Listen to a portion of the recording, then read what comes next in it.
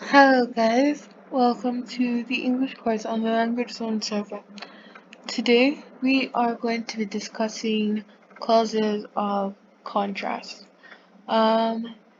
This is usually taught alongside clauses of purpose, but to be able to explain it in detail, I decided to separate it. So after this, please watch the video on clauses of purpose.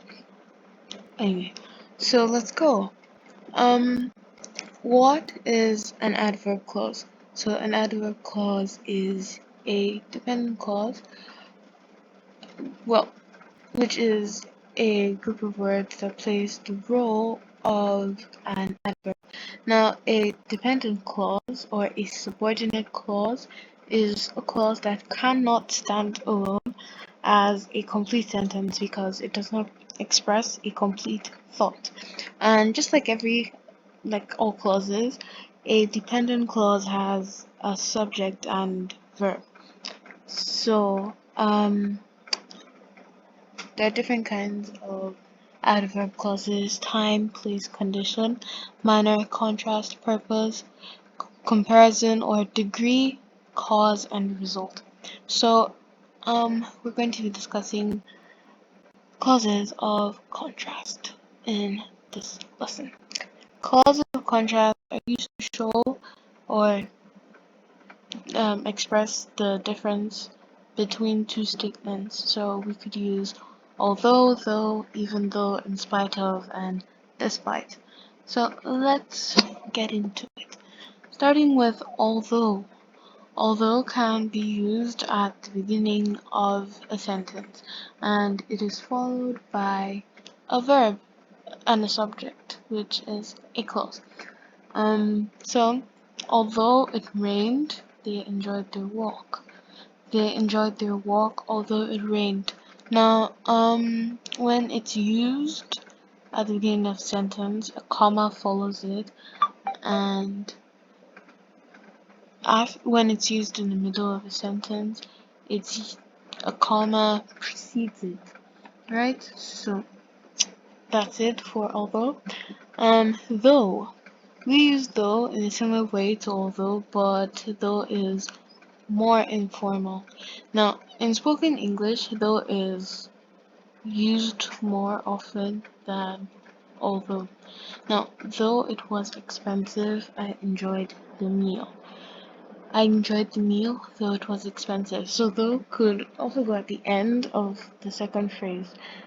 And this is, well, it could also begin at, it could also be used at the beginning of the sentence. So it's like I said, it's used in the similarly with although, and it's also used with a after a it's used with a clause. So we have another example. Though I wasn't keen forgot. Though I wasn't keen on the film, I thought the music was beautiful. So though is the most common way of expressing contrasting ideas in spoken English, but in written English it's more informal, and in that situation when you're going for something formal you use although, right? So however, we use however to connect different sentences. We normally use however after a full stop or a semicolon. Now, however should always be followed by a comma, whether it is used at the beginning of a sentence or in the middle of a sentence. So we didn't like the hotel, however, we had a fantastic time. So when however is used to connect two different sentences, a semicolon is used, and however, after the however, of course, the perpetual comma. Next is even though. Even though is a little bit stronger than though and although. It can also be used at the beginning or in the middle of a sentence, and again, it is followed by a clause. Even though I was full, I couldn't stop eating. I couldn't stop eating even though I was full. So, even though is also formal in sense. Then we have in spite of. We use in spite of at the beginning of of a sentence or in the middle. It's followed by a noun, a pronoun, or a gerund. And what is a gerund?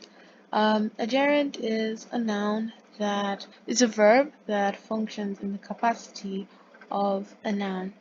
Right? Now, in English, well, we usually have the ending ing, which is why I put that in the brackets. So, a gerund usually is confused sometimes as the continuous or progressive form of a verb, but it has thing in English, it has the properties of both verbs and nouns. So it can it can be modified by an adverb, and which is what it's doing here, and it's also able to take a direct object. So in spite of is used followed by a noun, a pronoun, or a gerund. In spite of the pain, Harry finished the race. Harry finished the race in spite of the pain. Alright, next one. Despite. We use despite at the beginning or in the middle of a sentence too. Again, it is followed by a noun, a pronoun, or a gerund. So, despite the snow, I drove to my grandma's house. I drove to my grandma's house despite the snow. Now, note, you do not use of with despite. So, you don't say, I drove to my grandma's house despite of the snow. No, but you have to use of with in spite of. You cannot say I drove to my grandma's house in spite the snow. So despite is not used with of, and in spite of has to be used with of, right? Okay. So next, even though, and in spite of, and despite are also used to link two contrasting ideas or show that one fact makes one other fact surprising. Now, they can all be used at the beginning or middle of sentences, right? Now, the main difference between although, even though, in spite of, and despite is that they are used with different structures. So, um, although, even though, they are used with they followed by nouns and a subject and a verb, which will be close. And in spite of and despite are followed by a noun, a pronoun, or a gerund. So let's move on. Now we have in spite of or despite. After in spite of and despite, we use a noun, a gerund, or a pronoun. Now, we have examples here. They never made much money in spite of their success. Despite having a headache, I had a great birthday. The train was cancelled. In spite of that, we arrived on time. In spite of the pain in his leg, he completed the marathon. So, it is common to use in spite of and despite with the expression the fact that, followed by a subject and a verb. So here's some examples. In spite of the fact that he worked very hard, he didn't pass the exam. Or despite the fact that he worked very hard, he didn't pass the exam. They can go at the beginning or in the middle of a sentence. They swing either way. So we also have another example. They arrived despite leaving very early. And let's see. They this in spite of the rain, we went to the concert. So um these are just further examples and um the summary of what we looked at and extra rules. So we can use although, like I said, at the beginning or in the middle of a sentence followed by a clause, but you never use a comma after although or even though. So you just have although we had a bad game, we won. We won even though we had a bad game. Now, this doesn't have a comma after it, but because this is the main sentence, yes, you use a comma before you start the dependent clause. So, well, like we said, after although, and even though, we use a subject and a verb. And even though is slightly stronger and more emphatic than although. Now, these this is just a quick recap when we use although, even though, and well, though. They are used after. They're usually followed by a clause, which is a subject and a verb, and they are never ever followed by a comma. Then, however, is used to sometimes connect two different sentences, and it could be used after a full stop or a semicolon, and however is always followed by a comma.